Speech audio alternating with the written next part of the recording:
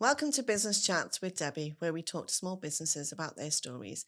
I'm your host, Debbie Wolverton, and today I've got the lovely Emma Colin. Yay! Thanks, Debbie. What a great intro. I want that wherever I go, and maybe as my ringtone now. Yay! Oh, I can feel it. It's going to be one of those. It's going to be one of them meetings, yes. So anyway, we met through YP. Because Yes. you've not long been in Cornwall, haven't you, really, in the context of things? You've not long moved down. I know, about a whole 5 minutes. The end of May, about 18th of May, I landed here. So you've got two side hustles. Yeah. One is a growth coach. Yeah. And the other one, you've got some finished holiday lets as well, haven't you, called Tournamore? Yeah. Yeah, they look very nice. Thank you. And they're just down the road from here as well, aren't they? I know. Just come on over. Yeah, I've seen the dog running around like, oh, that looks really nice there. Or the dog lying in front of the fire. It's a hard life being our dog. She's a pampered princess. Yeah, it's got to be fair. So tell us a bit about you and how basic, because obviously the way things have gone through COVID, so many businesses, well, I say COVID, it's still around, isn't it? Yeah, Do you know what I mean? yeah. Businesses are still struggling and trying to get the feet back on the ground. And we're what, 3 years in? Yeah. 3.5 years in? So what can you do? What can you offer? And what can you help business owners basically achieve the dream? Because that's you always go into business, don't you, with a dream of this. That's where I want to be. Yeah. That's when I want to retire. That's when I want to have. I want to have a holiday home, a yacht, a camper van, everything else. All the good stuff. All the good stuff. A really big house. How can you help them to get what they want? Oh, the important question. So I suppose, first of all, my background has predominantly been within the retail sector, hospitality, HR, project management. So I spent about 7,000 years doing all of that.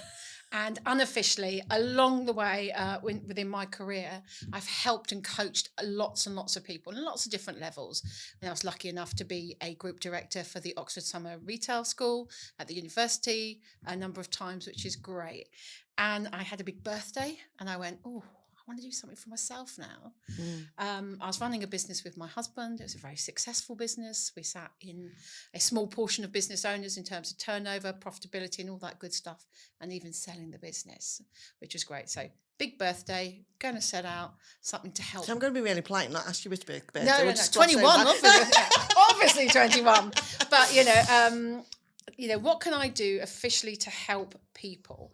Having worked with a business coach ourselves within our previous business, they really helped focus us. So what would have maybe taken 3 to 5 years to achieve, we delivered within 18 months. So I saw the benefits of holding people accountable, getting to really focus on their business, giving them that framework and those building blocks to move on and progress to whichever level they want to get to, whether it's buying that super yacht, the holiday home, the camper van, world domination, and all that stuff in between.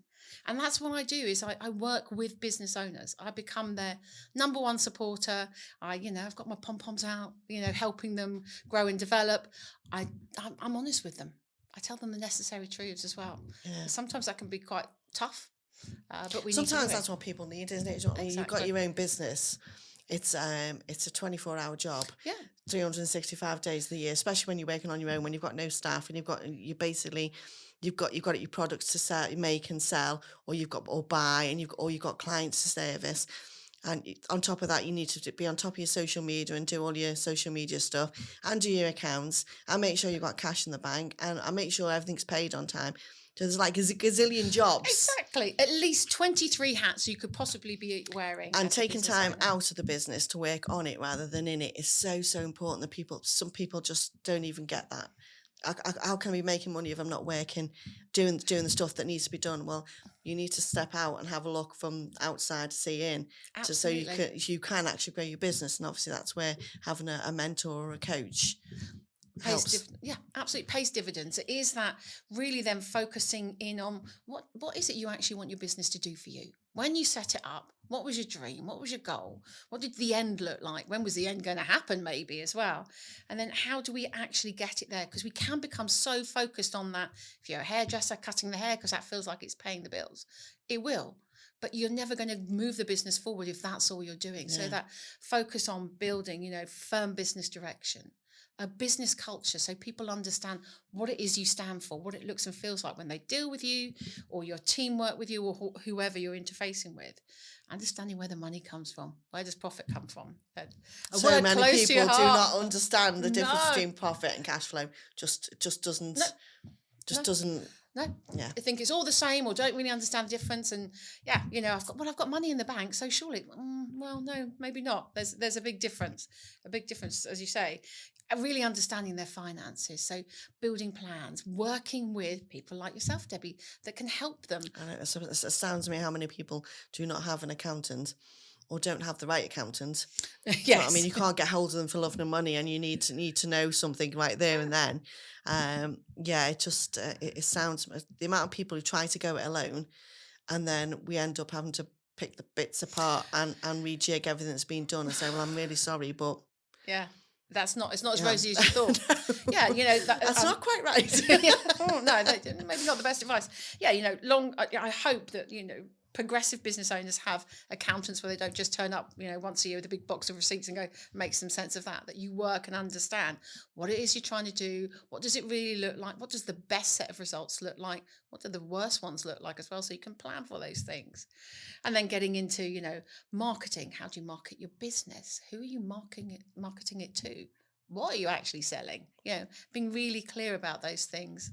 Then looking at sales, how you sell your product, who you're selling it to, what's the most effective, KPIs, all the sexy stuff, systems and processes, and those sort of frameworks that help build business, help build value in your business. Yeah. And you've heard me say before, people don't buy a McDonald's franchise because they make the best burgers. They buy them because actually they've got amazing systems and processes that have been built. That's why they can charge up to 1.8 million for a franchise.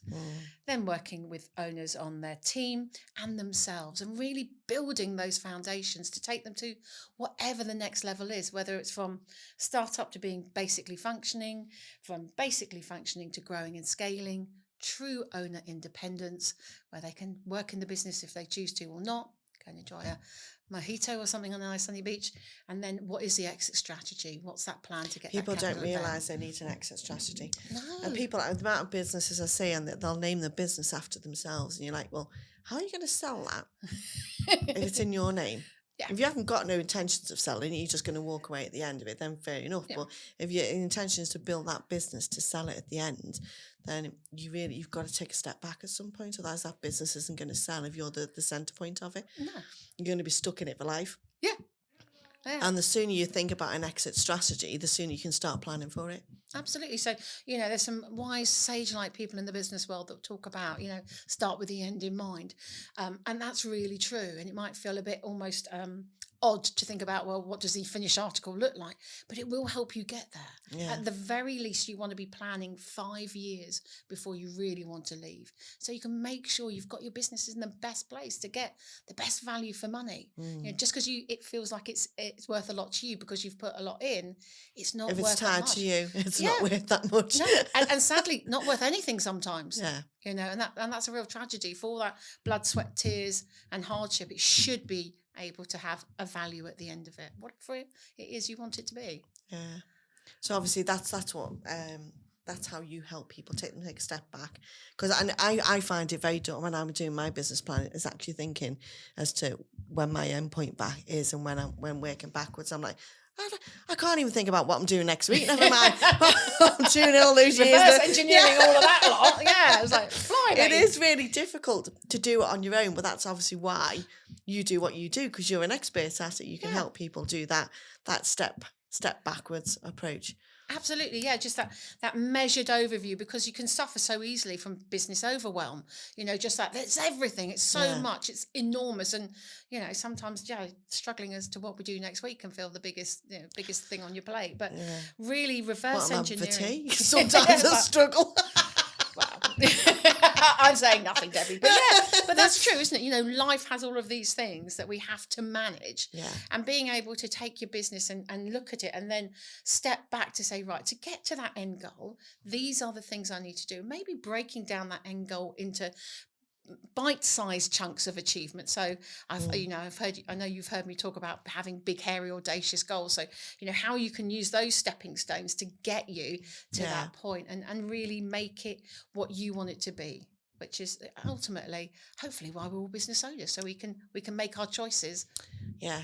Yeah, and do what we enjoy doing. Do you know what I mean? We don't Absolutely. enjoy all the finance bit. Do you know what I mean? I do, because obviously that's my job. Thank Well, God most as an people accountant, that'd be But terrible. most people don't. Do you know what I mean? So some of them haven't got a clue. They just want to. They just want to do what they want to do.